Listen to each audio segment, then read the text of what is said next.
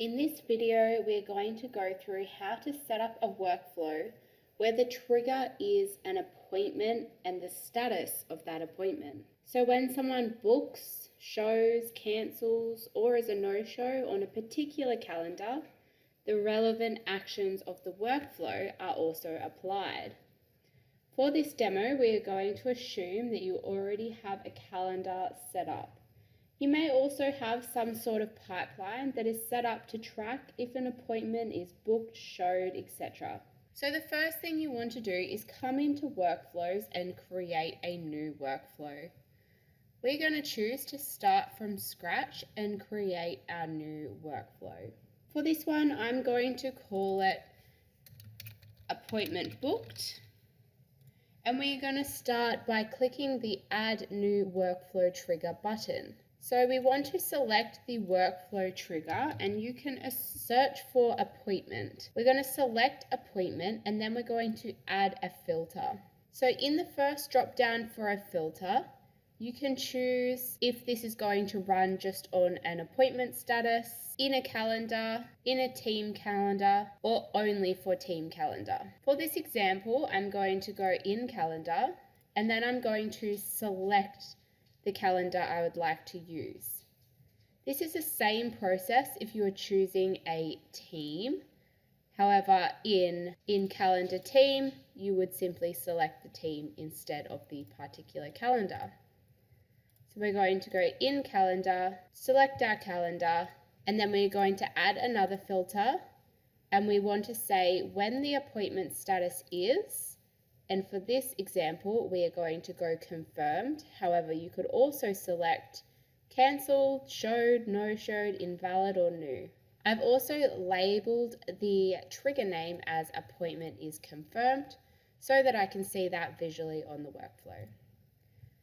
Now that I have saved that trigger, I can go ahead and select some actions that I would like to happen when an appointment is confirmed or booked on that calendar. So that might be something like adding them to a book stage in a pipeline, sending an email, and selecting wait timers running off their appointment time. So to start with, I'm going to press the plus add action button and I'm going to go opportunity. And in this one, I'm going to go tutorial pipeline, and I'm going to put them as booked because they have booked in.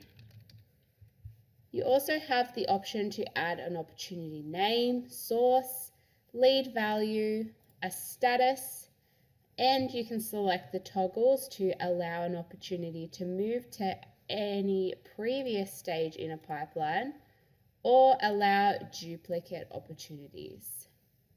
For this example, I'm going to save as is. Now, because they have booked an appointment, you may also want to pull them out of other workflows, such as a nurturing campaign, that now they have booked a call, you may not want them in. So for this, we can search workflows, and we want to remove from workflow. Be aware that there is also a button for remove from all workflows, which would of course pull them out of the current workflow as well. So we're going to select another workflow and we're just going to select a demo and pretend that is a nurture sequence. Now, I could also send internal reminders, I could add tags, or I could set a wait timer to send them a communication running from a time before their appointment. So this would be turning on the advanced window. So to do this, we would go, rather than time delay, waiting for a particular amount of time, we would want to select event appointment time. So wait until before or after an event start time or an appointment time in this case. So say we want to wait 30 minutes before their appointment. We're going to save this action. And then we could send them, for instance, an SMS reminder. Hi, contact first name, your appointment is in 30 minutes. See you soon. SMS, 30-minute reminder. And you could carry this on to create a whole heap of wait timers before this step, such as 24 hours before, an hour before, or whatever you need. You could also create a wait timer for yourself. For instance, wait 10 minutes before the appointment and then send yourself an internal notification.